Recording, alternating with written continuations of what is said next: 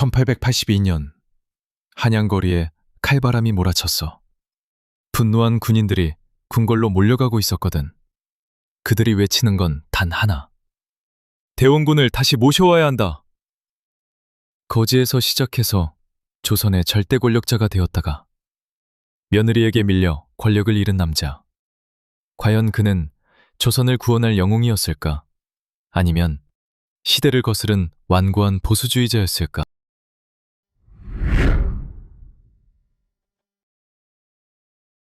(1820년) 한 아이가 태어났어. 이름은 이하응. 그런데 이 아이의 신분이 왕족이야. 근데 말이야, 왕족이라고 다 잘 사는 게 아니었거든.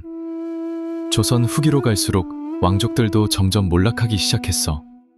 특히 이하응의 아버지 남연부는 정말 가난했다고.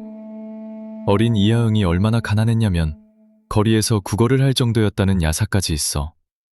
왕족 출신이 말이야. 상상이 되니?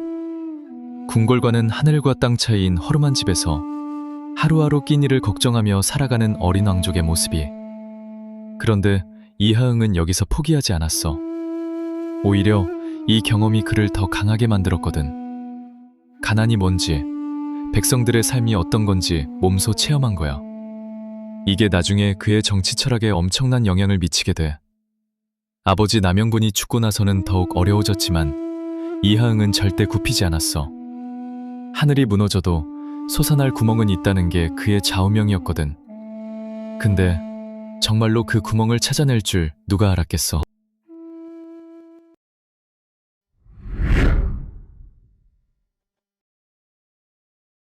(1843년) 이하응이 23살이 되었을 때야. 드디어 운영궁에 정착하게 돼. 운현궁, 이 이름 들어봤지? 바로 여기서 이하응의 진짜 인생이 시작된 거야. 근데 이하응의 처세술이 정말 남달랐어. 다른 양반들은 상인들을 업신여겼는데 이하응은 달랐거든. 오히려 상인들과 친분을 쌓기 시작했어. 돈이 어디서 나오는지 알아야 정치도 할 수 있다는 게 그의 생각이었거든. 그리고 또 하나, 이하응은 사람을 보는 눈이 정말 뛰어났어. 어려운 시절을 겪어봤으니까 사람의 진심과 거짓을 구분할 줄 알았던 거야. 운영궁에 찾아오는 사람들, 누가 진짜 자신을 도우려는 건지, 누가 이용하려는 건지 다 꿰뚫어보고 있었어. 그렇게 서서히, 아주 조용히 자신만의 세력을 구축해 나가기 시작한 거야. 양반, 상인, 심지어 궁궐 안의 황건들까지. 이하응의 인맥은 점점 넓어져 갔어. 당시 조선은 안동김 씨의 세도 정치로 왕권이 바닥이었거든. 그런 상황에서 이하응은 언젠가 기회가 올 것이다 라고 확신하고 있었어.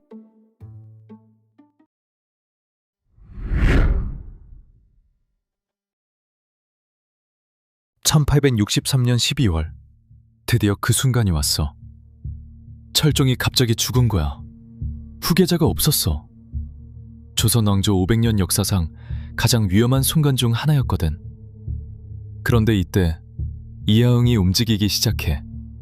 자신의 둘째 아들 이척, 그때 나이가 겨우 12살이었어. 그 어린 아들을 왕좌에 앉히려고 한 거야. 근데 이게 쉬운 일이겠어?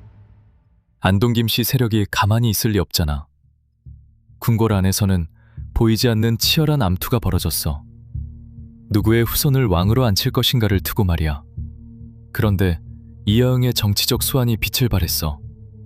그동안 쌓아온 인맥들이 모두 그를 도왔거든. 특히 결정적인 순간에 대왕 대비 조씨가 이하응의 편을 들어준 거야. 이 아이가 왕이 되어야 한다. 드디어 어린 이척이 고종으로 즉위하게 돼. 그리고 이하응은 흥선대원군이라는 이름으로 삽정을 시작하게 된 거야. 거지에서 시작해서 조선의 실권자가 된 순간이었어. 그런데 여기서 끝이 아니야. 이제 진짜 승부가 시작된 거거든.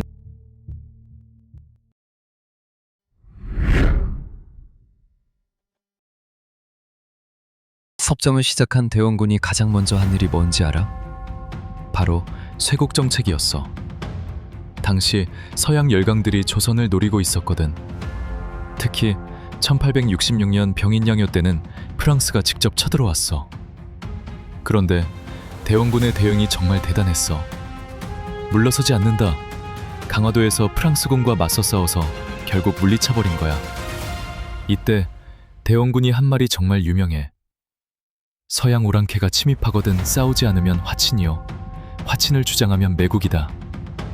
이 말이 얼마나 강렬했던지 조선 전체가 들끓었어.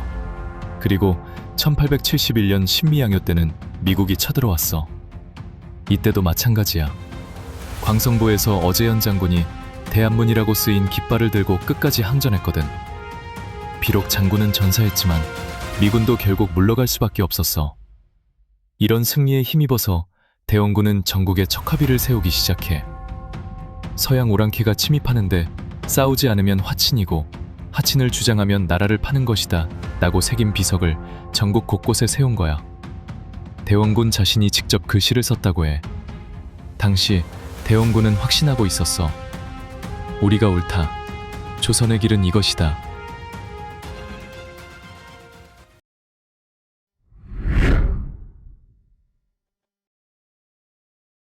(1866년) 대원군은 고종의 왕비를 정해야 했어. 그런데 이 선택이 정말 운명을 바꿔놓았거든.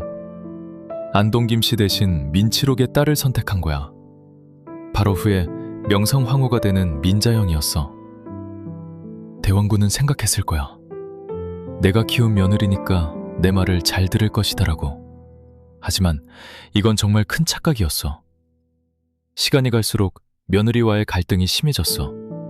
명성황후는 점점 자신만의 세력을 구축해 나가기 시작했거든.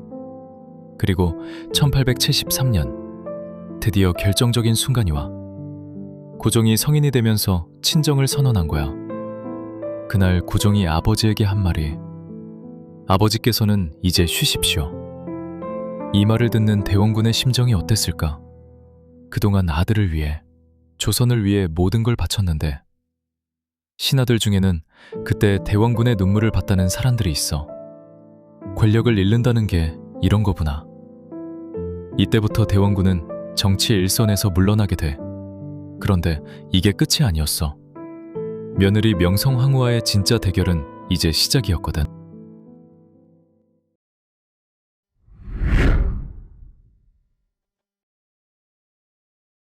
(1882년) 대원군에게 마지막 기회가 왔어. 이무군란이 터진 거야. 군인들이 봉기하면서 대원군을 다시 모셔오라고 외쳤거든. 대원군은 다시 권력을 잡았어. 하지만 이 기쁨도 잠시였어. 청나라가 군대를 보낸 거야. 그리고 대원군을 강제로 중국으로 끌고 간 거야. 연행되면서 대원군이 뒤돌아본 한양. 그의 심정이 어땠을까? 내가 조선을 위해 한 일이 이런 결과를 나타내라며 통곡했다는 증언이 있어. 중국에서 3년간 유배 생활을 했어. 그 3년이 정말 길고 외로웠을 거야. 1885년 드디어 귀국했지만 이미 모든 게 변해 있었어. 세상은 개화의 물결로 바뀌고 있었고 대원군의 자리는 더 이상 없었거든. 운현궁에서 홀로 지내는 대원군, 창밖으로 보이는 한양은 점점 서구식으로 변해가고 있었어. 내가 틀렸던 것인가라고 자문하는 모습을 자주 보였다고 해. 1898년 대원군이 세상을 떠나 임종 직전에 남긴 유언이 조선이 망하지 않기를 이었다고 해. 거지에서 시작해서 조선 최고의 권력자가 되었다가 다시 쓸쓸히 생을 마감한 남자. 과연 그는 영웅이었을까? 아니면 시대착오적인 인물이었을까? 그건 여러분이 판단할 일이야.